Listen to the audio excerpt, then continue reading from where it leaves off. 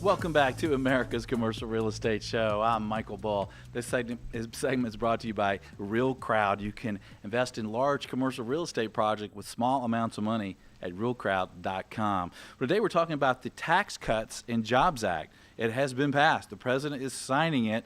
And so what does it mean for commercial real estate practitioners? What does it mean for the companies that are the tenants in our buildings? Or what does it mean for your personal business? Please welcome my next guest. It's Mitch Roschelle. He's partner and business development leader with PwC. And he's joining us on Skype. Mitch, thanks for being with us.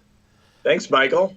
So, Mitch, this is seems like a historic change in tax reform that we're seeing in the U.S. And, we've had you on the show. Our fans of the show know you well. We appreciate your outlook, and it's interesting because I think when we're in the business every day like we are in my shop, we think that we know everything. But it's interesting that you guys, you kind of look at all aspects of it, the economy, and you studied every second of the day, and I really appreciate your outlook on things. So one of the things I'd like to first ask your opinion of is it's called the Jobs Act, right? Or the Tax Cuts and Jobs Act. So what might it really do for jobs? Because jobs really, power, they're the engine of commercial real estate.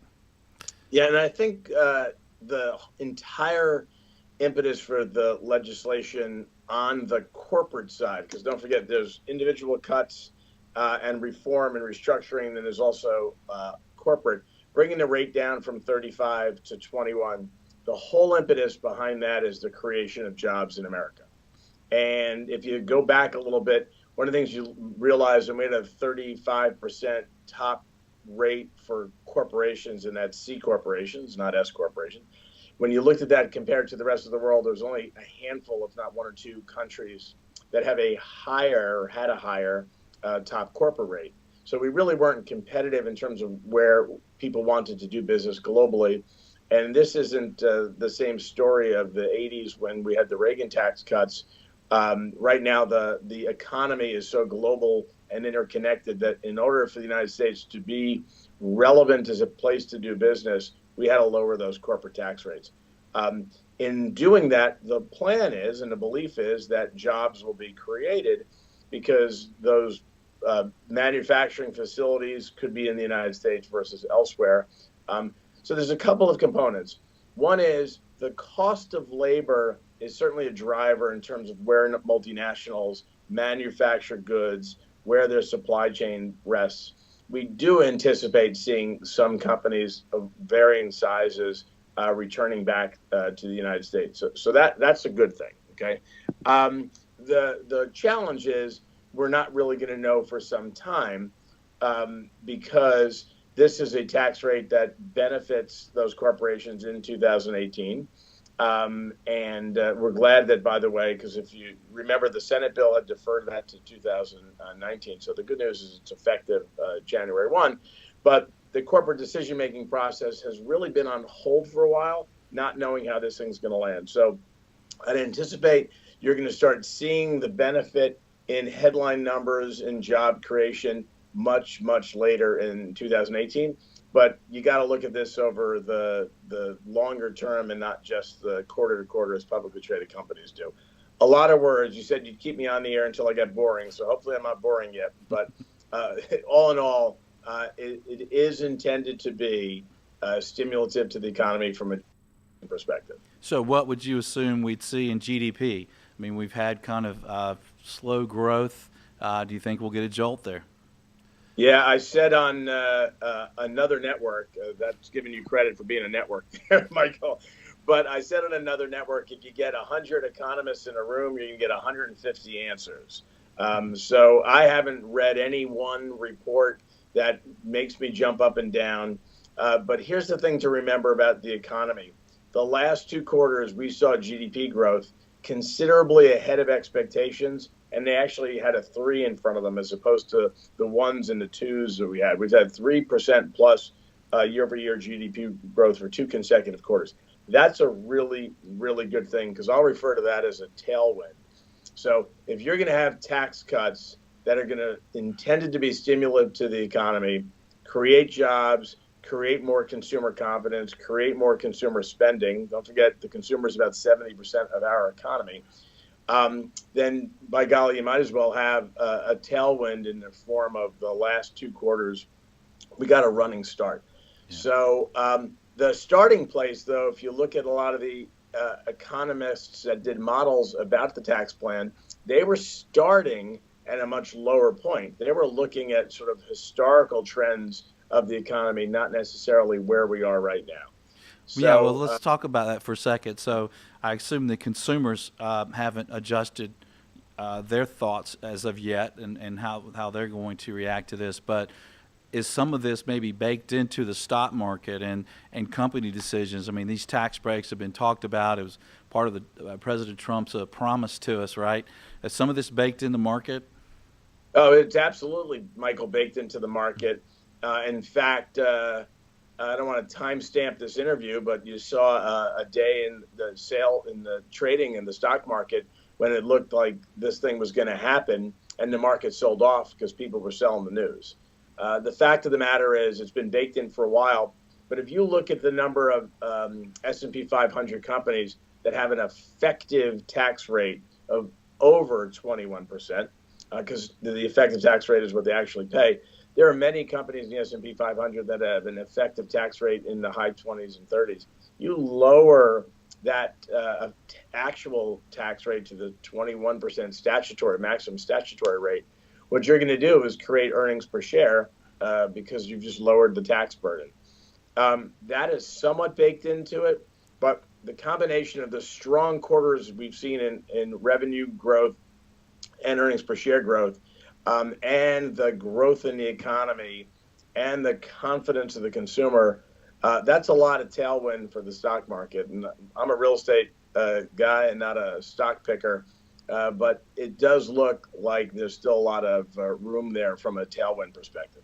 Well, let's get back to real estate in your strike zone.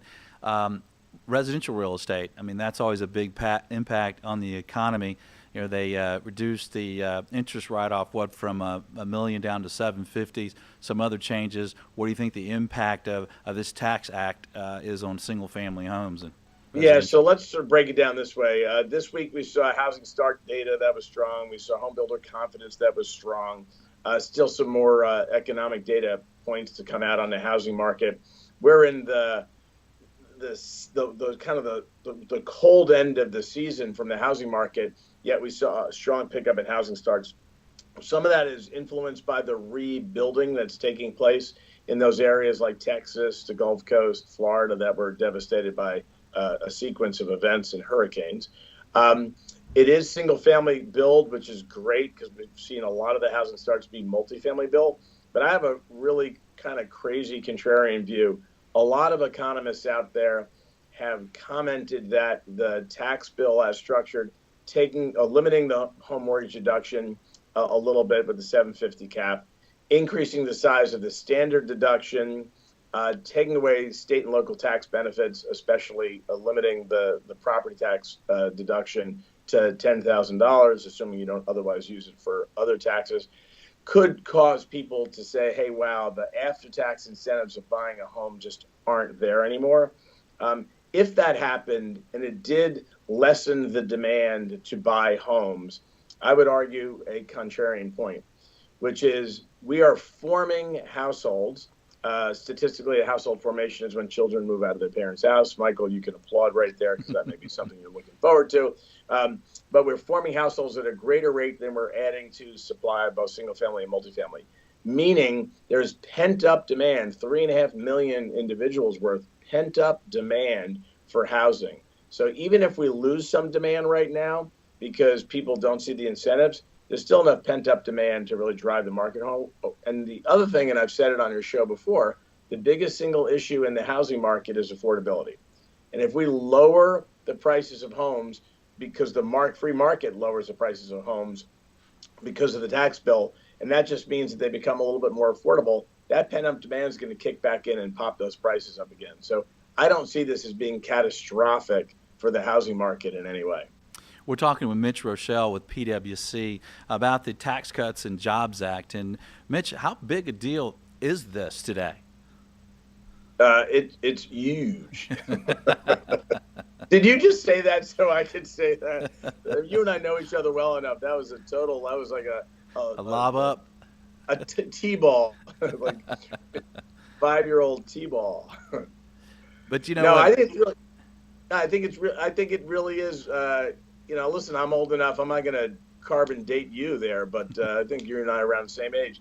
I was around for the 86 Tax Act. I was around for the 81 tax bill, and certainly the tax reductions before them. I was on the planet for the Kennedy tax cuts, but I don't know that I understood them. I was probably still drinking out of a bottle, not the kind you drink out of, Michael. But in any event, the fact of the matter is those job cuts like that are catalytic and can be very catalytic to the economy, and I'm really excited to see what happens. Yeah, it's interesting. I think when I talk to our clients about this today, there's a lot of excitement. I think if you look at the name of the act, Tax Cuts, Jobs Act, you think about tenants, jobs. That's the tenants really drive the commercial real estate industry, and if they're using more office space, they're selling more goods, more industrial space, and then retail. So look at if the consumers have more money,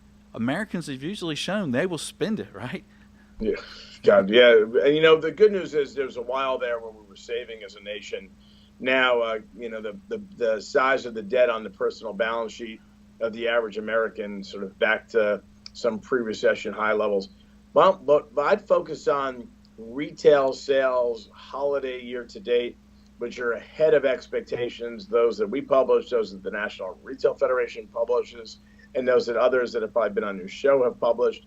That really says that the consumer is very bullish. The consumer confidence numbers have been strong. And that's also the thing that's going to drive the economy. What we have to keep an eye on is the acquisition of debt and making sure that Americans don't get sort of ahead of their skis in terms of how much they're spending. We're going to probably see an uptick in auto sales as well. Capital goods tend to do well when people feel confident and want to spend. The other thing, just speaking about capital for a second, that I don't want to lose sight of is the full expensing provisions are really fascinating.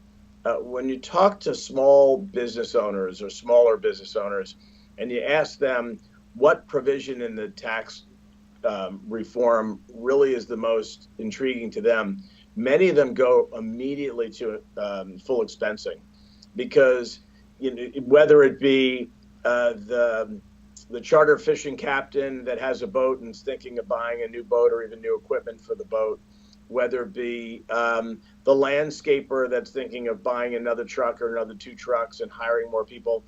I was in a Uber car the other day, and I was doing a pre-interview for a segment that I was doing on one of the cable news programs.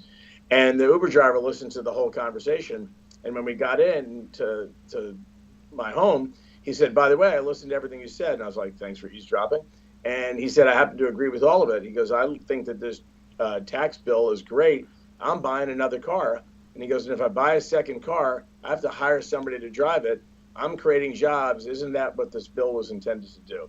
And by the way, you couldn't sum it up better than that. Yeah. So the full expensing really is something that's going to, at the small business level, really be a tremendous catalyst potentially for hiring individuals. Yeah, I agree. And I think it's pretty exciting for America, for the U.S. and for jobs and for commercial real estate folks. Well, Mitch, what would you leave our audience with related to this tax reform, this big day in our economy? I'll say 2 things. Number one, the staff at Bull Realty is commenting on needing a new copy machine and a coffee maker. So maybe you can take advantage of some of those tax write-offs in the new year.